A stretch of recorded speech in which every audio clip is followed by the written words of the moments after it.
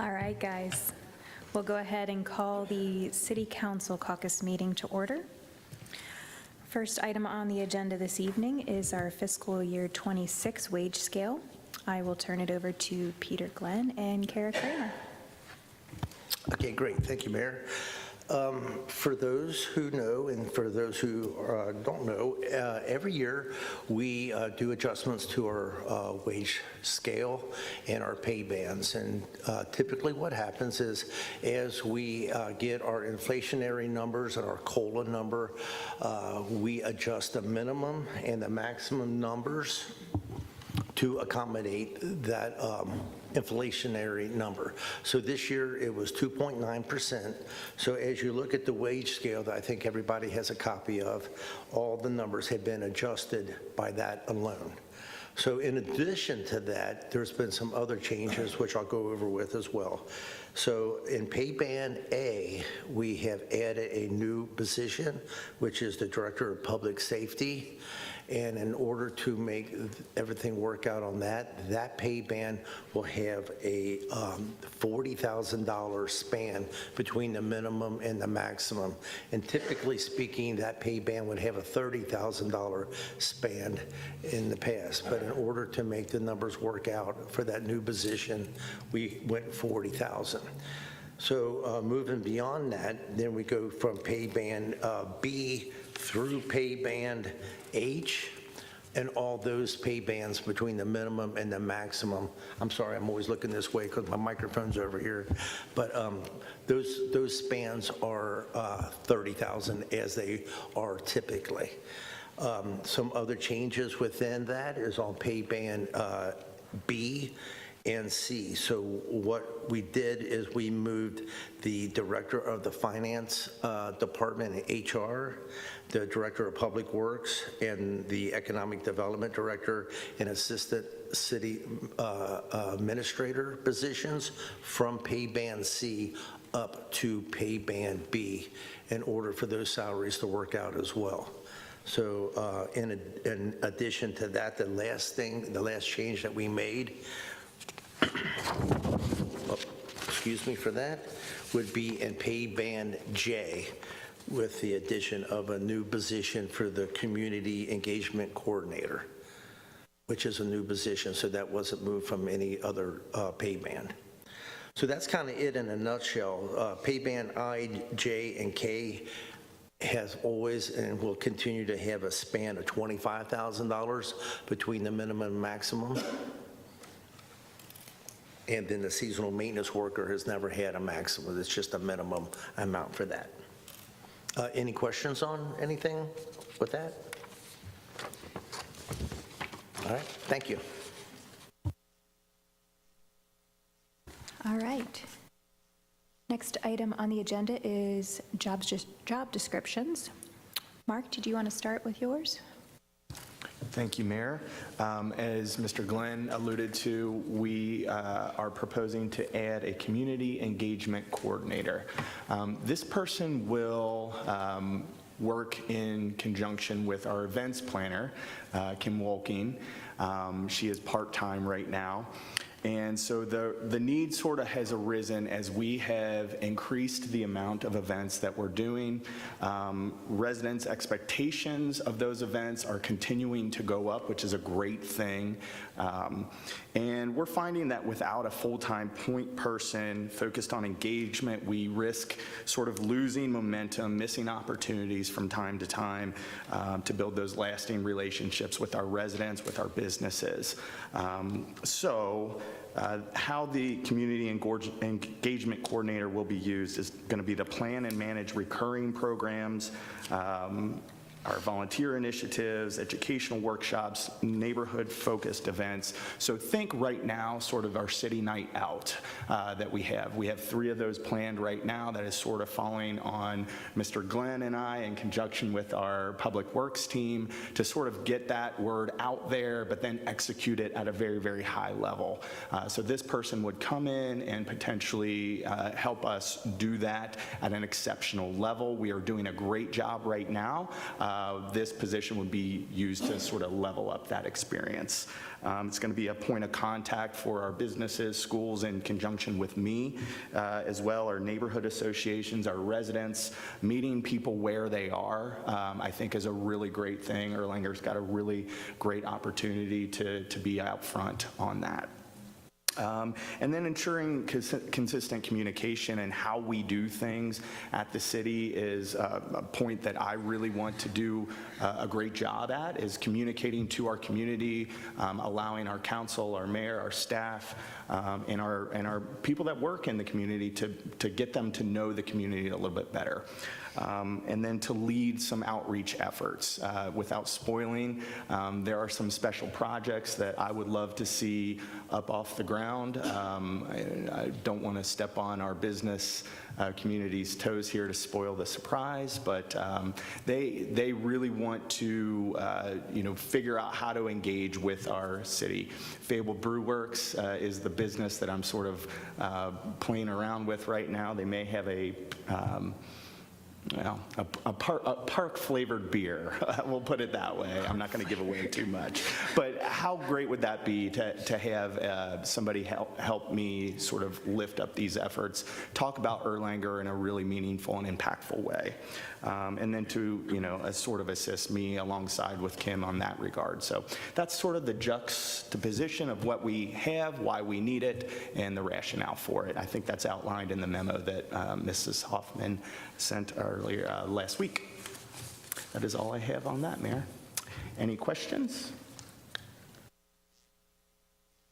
Okay. Thank you. Chief Rader, you want to come to the microphone?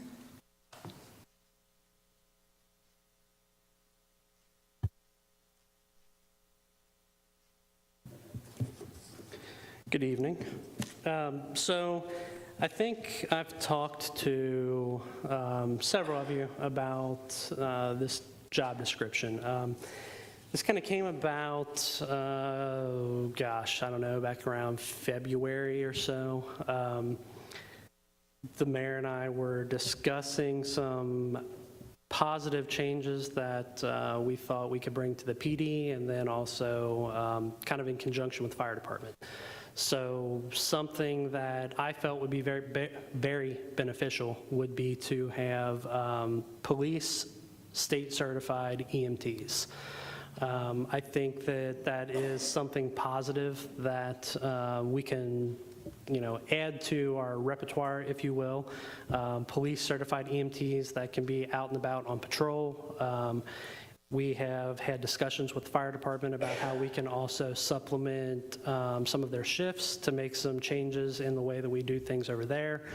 And the more we talked about it, it was just like, how have we never discussed this before?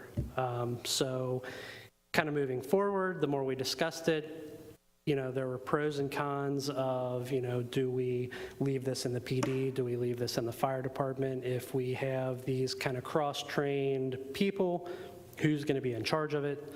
So I graciously volunteered and said, well, hey, give me a shot at this. So I think the positives, like I've said, are, being able to kind of oversee both departments. I'm going into my 6th year as chief here. I think I have proven over the 6 years that, the police department has been very, very productive. We've got very solid members. We have made changes that needed to be made. Our budget has always been very solid. So I think, moving forward, this position not only is encompassing just the EMT part of it, but I can also bring some of my leadership experience to the fire department.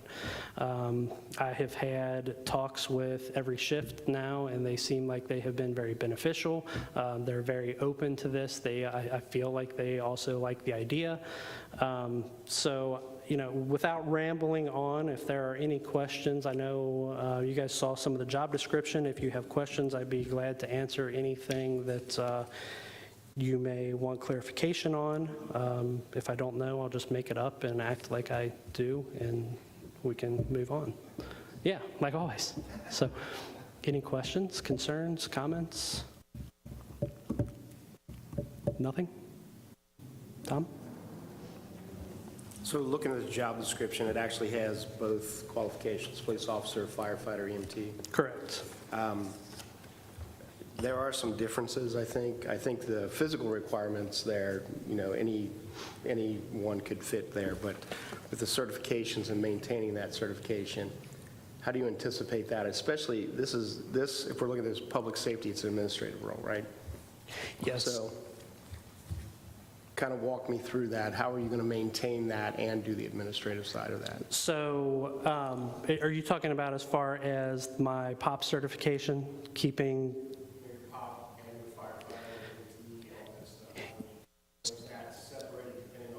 Correct. So, yeah, we specifically put that in there so that this position following me could come from either the fire side or the police side. We didn't want it to just read as it would have to come from a police chief or somebody with only a POP certification. When we were doing our research, the Basic 2 certification for the fire service was as, I guess, equivalent to a POP certification as we could find, so that's why we put that in there. It doesn't have to have both, it's just either or, if that makes sense. Started with a discussion of police officers being they're already first responders, but being EMT certified, Kentucky, or national certification, correct? Right, yeah. We were thinking of it initially as, if we have an active shooter situation or, God forbid, a school shooting, a lot of the training that we do with fire, it depends on, where the emergency is at in the school, where they can come in, if I'm a firefighter, I don't want to go in, not armed and, the bullets are flying down the hallway. So we thought, why not have some people on shift that are certified? They grab their stuff, they run in school, they run into the active shooter, they've got it with them. We get, the scene secure enough, they can kind of start treating. Fire can then come in and do their thing. And then it just kind of, kept morphing into what you see on paper here. Again, I'm not trying to, toot my horn or pat myself on the back, but, I do feel like a lot of the leadership classes that the city has graciously paid for over my 17, 18 years will really come in handy with dealing with some of the situations that, we're facing in the fire department right now. Okay. Just let's do the hard questions. So succession planning, how much longer do you have? I am eligible to retire in 2028. Okay. I'm only 42 years old, so I'm a young guy, right? 42 is young, right? I agree. No? Never? I agree. Okay, thank you. Yeah. So yeah, I mean, the city of Erlanger has been absolutely fantastic to me. I have no plans right now of walking out the door, so Okay. as long as you guys will have me. All right, and now I understand the police service, police, they have a pretty good succession plan, and you plan on kind of helping that with the public service? 100%. Okay. Yep. All right, thank you. Michelle? So I understand with you coming from both, and every once in a while, you'll have officers go to fire and fire go to officers. Do you think this will be a position that's going to be difficult to fill in the future? And do you think there might be a potential for one department to get favored over the other based off the person's history? Favored as Not in- you, No. after you. As far as what role? Maybe Well, missed if something. they're coming up from the police department, they might favor the police department, or if they're coming up Gotcha. from the fire, they might favor the Sure. fire department. Valid question. I don't know that I can necessarily accurately answer it. I know from my perspective, one of the goals with this position is bringing the departments closer together. I know I've talked to, all the shifts at the fire department, and then we also had our post meeting with the PD. And one of the big things is moving forward with this training center that we have money in the budget for this year is just being able to all be on the, same sheet of music training, I think will kind of naturally get rid of, which side is which. There's a running joke often, cops versus firefighters, and, we've had a really good relationship with our fire department over the years here, and I think that, this will hopefully, and this is what I'm telling them, is that I see this as doing nothing but strengthening our relationship, being kind of in the middle and, having to report to both chiefs. So I can't give you 100% on who's next or, what that brings, but I feel like You can that's iron what, it out. sure. Is the goal to eventually get several employees cross-trained? Because I know, like I said, there's been a history of Yep. going back and forth. And I've talked again to both sides. I have had people from the fire side already approach me about being trained as officers. That's something that, we're definitely interested in. That's something that will be, again, very beneficial to figure out, how that works on the PD and the fire side, two totally different schedules, two totally different academies and training. But yeah, I've already had interest, and I think it, again, is going to be very beneficial for us. And is this a first, or is anybody else doing this? Are we groundbreaking? Louisville Airport has a Department of Public Safety, and they have their officers act as firefighters and their firefighters act as officers.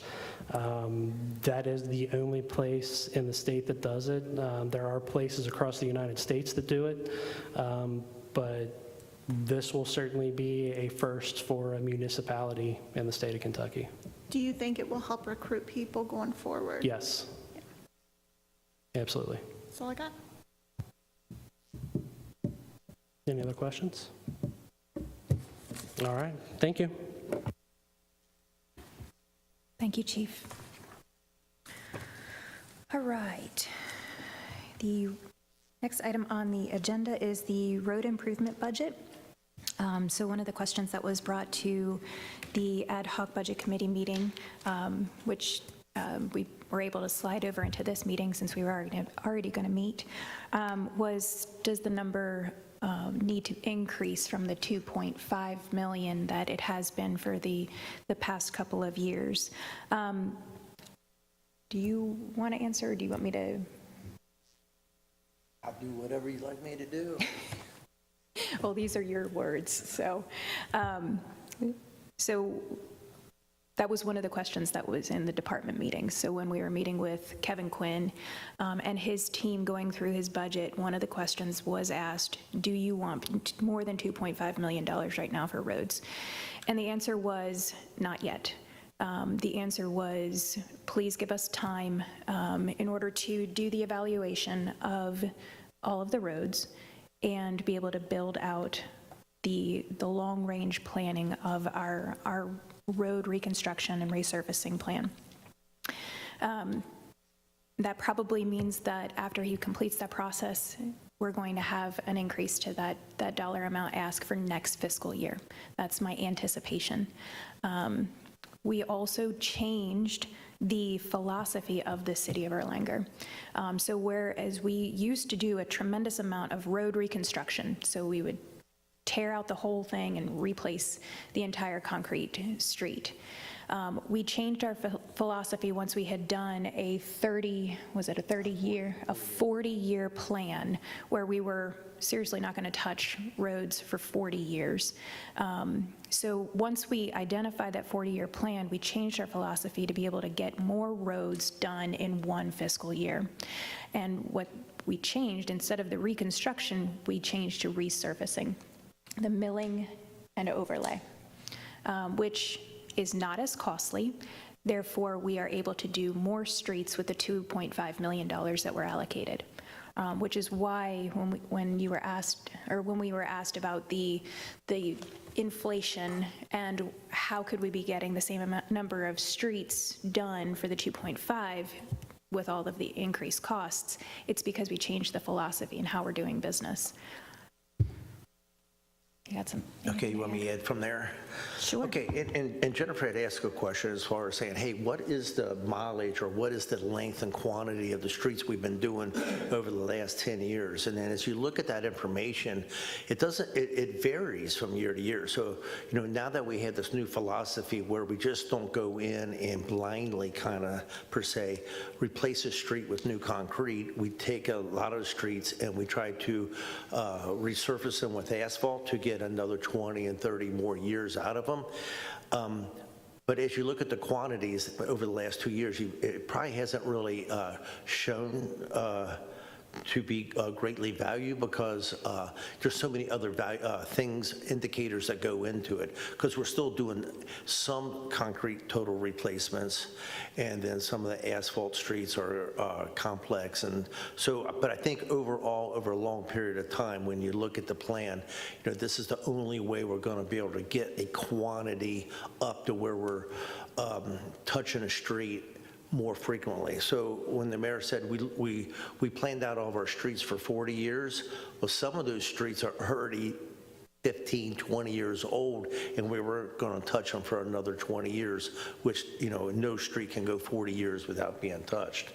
So, okay, so with all that, we had that 40-year plan, and we got new software that allowed us to do continual inspections. So what we want to do is we want to inspect every street once every 3 years, whether we do all the streets in a 3-year cycle or we do 1/3, 1/3, 1/3. But we're looking at all the streets now once every 3 years and reevaluating the plan. So since then, we haven't had the ability to look at every street. We have a 3 and a 5-year plan over the last 2 years, and then what we're wanting to do over this next year is to get back and then do that comprehensive, complete look at every street under the new philosophy and the 2.5 million, and then see how that plays out. And I will say one thing, as we looked at the streets that we're doing in this upcoming year, it was, we were really being affected by sidewalk projects. So as we were looking at, I forget whether it was 4 or 5 streets, and we're like, why are we only doing 4 or 5 streets? Because we were also trying to improve sidewalks on those streets as we're doing them, and we had $800,000 slated for sidewalks, which is, almost a third of our budget. So we had to kind of suspend that and then just work on the streets. That way we can get our quantity up.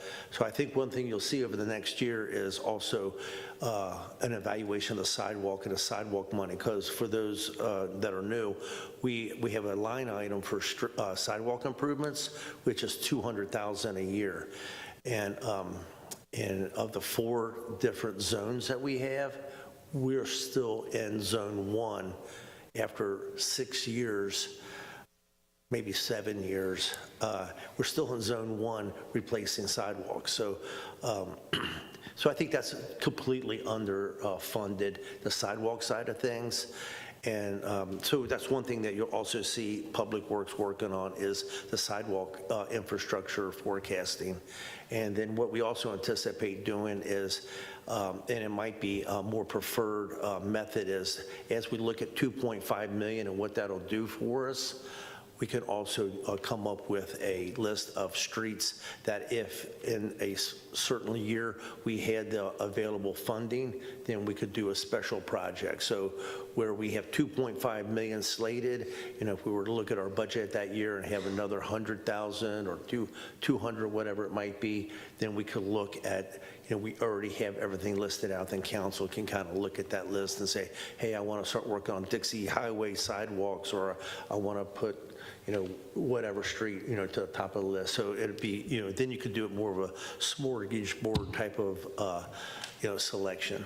So those are all the things that are going to kind of happen over this next year. But, again, and I think that was one of the points made in the budget presentation is, Public Works has been super overloaded over the last couple of years, especially with the project administration they performed on the Public Works facility. I mean, The cost, they saved us $273,000 by performing that in-house.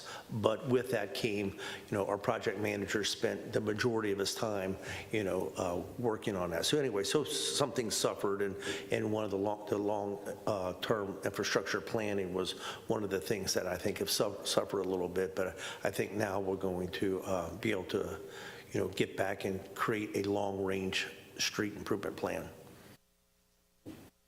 Any questions on that? Thank you, Peter. I hope my question about the budget line item didn't come across as critical of the amount, but more just, I think it needs further explanation. And I think that this is a question that we as council members get from the public a lot, is about streets. And everybody thinks that their street is terrible because they're the ones who drive on it all the time and they don't drive on others. So I think it just needed further explanation. A couple of things I want to say. I'm really happy overall with the budget, specifically with the pay increases that we'll be giving to our employees, the additional staff we'll be adding, the vehicles we're purchasing, and other vital items that are going to allow us to continue to serve our residents well. The reason I had asked about this is because it hadn't, really changed in the last few years, and we really don't have that long-term plan that you just mentioned. So I know, I'll mention a street that I've seen that looks really bad, and the response is, well, that's not on the plan, which I understand. There's not a plan, but I don't want us to continue going down the road of not having that plan. And honestly, I looked through the budget again last night and could not come up with more than $75,000 that I would even reduce, and that wasn't even things that I really felt like we should get rid of. It was just things that maybe we could. So I'm not saying that there's more money in the budget that we need to take from something else and put it towards this. I just think this is a worthy conversation. And the last thing I want to say is, resurfacing streets is not exactly exciting. It doesn't get a lot of attention, but it's also the one thing that people notice probably the most about your city. And I hear people say all the time, just in general, not necessarily about Erlanger, but when you drive from one city to the next, because the streets change, whether that's good or bad. People say that about states too. When you drive from Kentucky to Ohio, or when you drive from Kentucky to Tennessee, because the streets drastically change. So it's the one thing that affects our residents on an every single day basis. And I just don't want us to miss the opportunity to have a long-term plan and be mindful of that. So that's really all I wanted to say about the streets.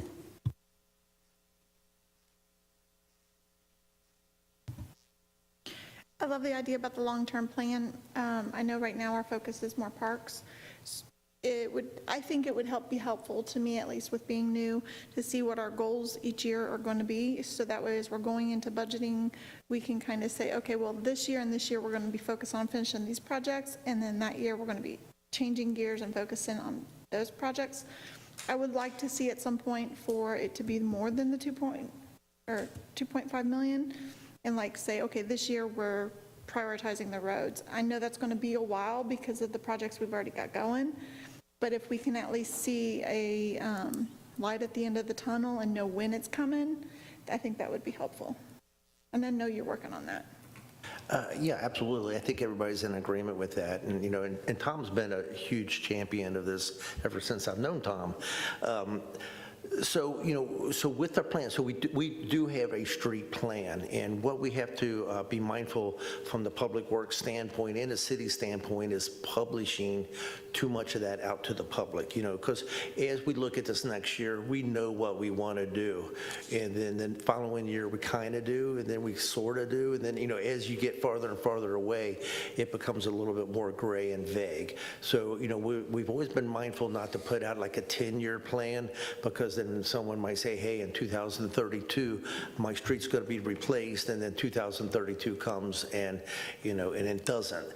So Public Works did submit a 3-year plan, part of their budget submittal. So, so they do have a little bit of a, I look at that more as a short-term plan.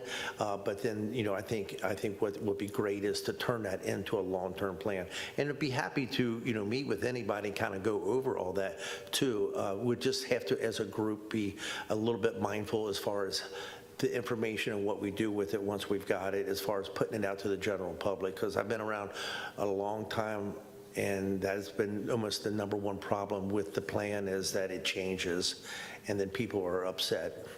Seldom does it ever change and make people happy. But yeah, so, so it's great. I think everybody's on the same page. I'm sorry to ramble here, but, the money that we've had, the 2.5 for a city our size and the number of streets, has always been very, very well funded. Of course, we're a little bit behind the cue ball, the 8 ball leading up to that. So we're playing catch up. But now, as everybody recognizes, that money has now been stagnant for, about 5 years. And, so we really need to take a hard look at it to see if it needs to grow. And I can tell you right now, the sidewalk side of it is what's really affecting the street side of it. One more question. And again, still learning all here. I know some neighborhoods have sidewalks on both sides, and some neighborhoods only have sidewalks on one side, and some neighborhoods or areas of neighborhoods don't have sidewalks at all.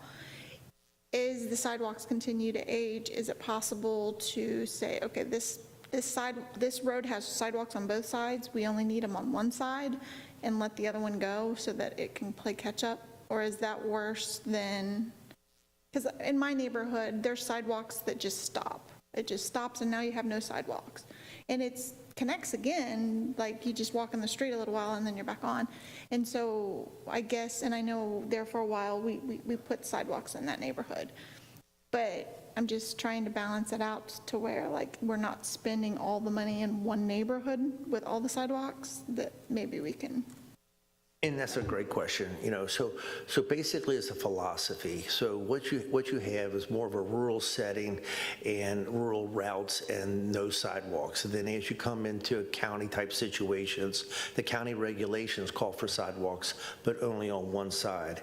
And then one of the benefits from living from a county into a city standpoint is cities have streetlights and cities have sidewalks on both sides. So as you come in from a rural to a county or from a more rural to a county to a city situation, the services increase. And that's why we've always had, the regulations now regulate that sidewalks for all new subdivisions are to be installed on both sides.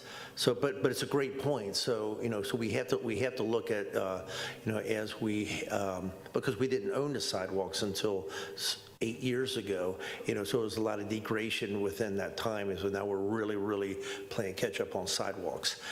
So how can we lessen the burden and still provide, because once we do away, it would cost more to eliminate a sidewalk than it would be to not totally improve, but slightly improve, So if we went into a street and replaced 20% or 25% of the sidewalk, that would be more cost effective than removing it. That would be, what I'm saying? So there's a cost with that as well. Just to clarify, the subdivision I'm talking about is Lloyd Manor over here. Lloyd is a massive, for all the kids walking to school. We don't have any sidewalks on either side. So we're pretty much in the city. So I understand that that's like an old school neighborhood. It's really old. I was just trying to get things a little more even there. And that's something else we're currently, I'll go to you next, Tyson. And that's something we're also lacking, is a comprehensive sidewalk plan as far as saying, okay, where are we missing sidewalks and where do we need them and what are our priorities, so churches, schools, and different things like that. We need sidewalks, especially with that we're a walk to school community and things like that. So, so having that comprehensive citywide look at not only what streets do we need to, what sidewalks are we need to improve, but where are we missing sidewalks and need to do better there. Yes, thank you. I think, Peter, you would probably be good at telling this story, so I hope you don't mind me putting you on the spot. But in a hypothetical situation, if some rich benefactor came to the city and said, I want to give the city $25 million, and you're going to fix all your worst streets this year, would you consider doing that?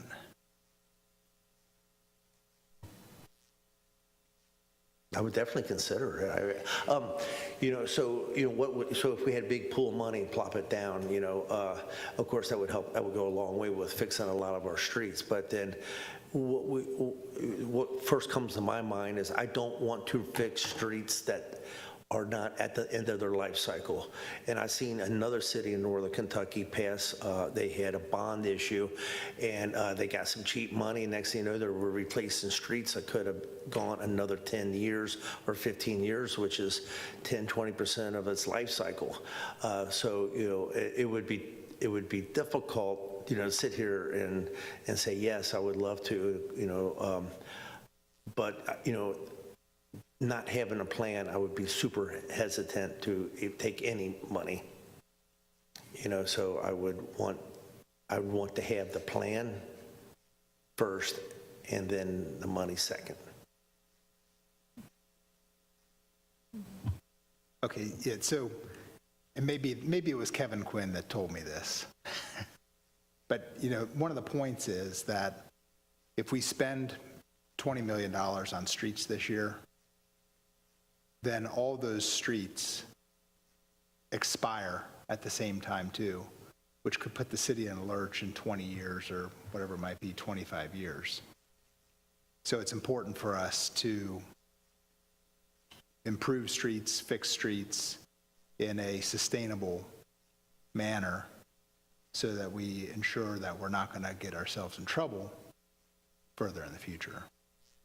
Yeah, true statements. Yeah, so if we replace too much in 1 year, then it all comes due at the same time. So we take that same philosophy, police department, fire department, all of our vehicles, we don't want to purchase too many things at one time because they all come due at one time. So let's say we do have a windfall of money and we go out and buy, a bunch of vehicles.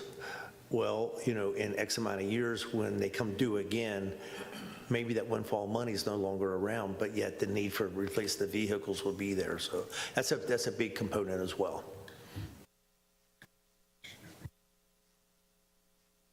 It's okay.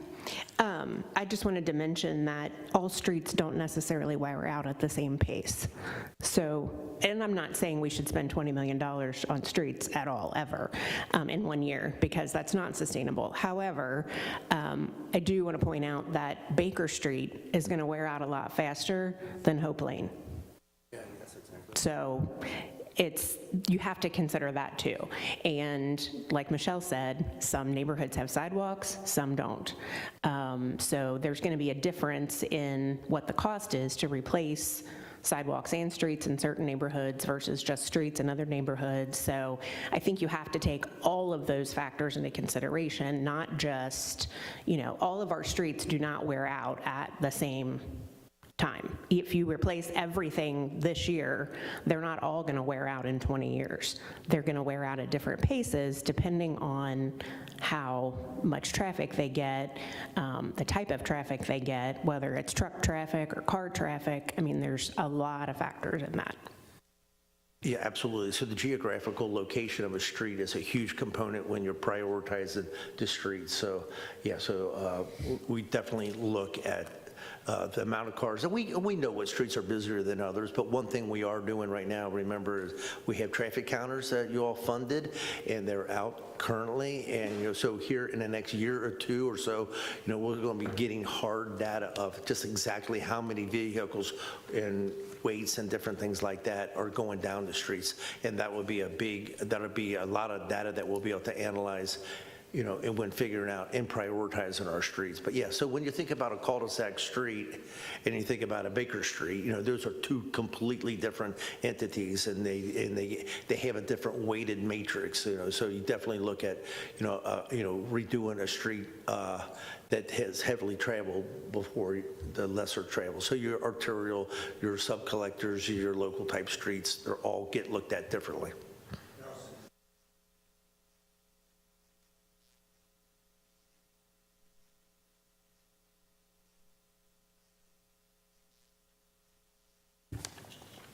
I entertain a motion that we adjourn. Ms. Nicely, Ms. Jasper Lucas. Any discussion? All in favor say aye. Opposed? Motion carried. Have a good evening.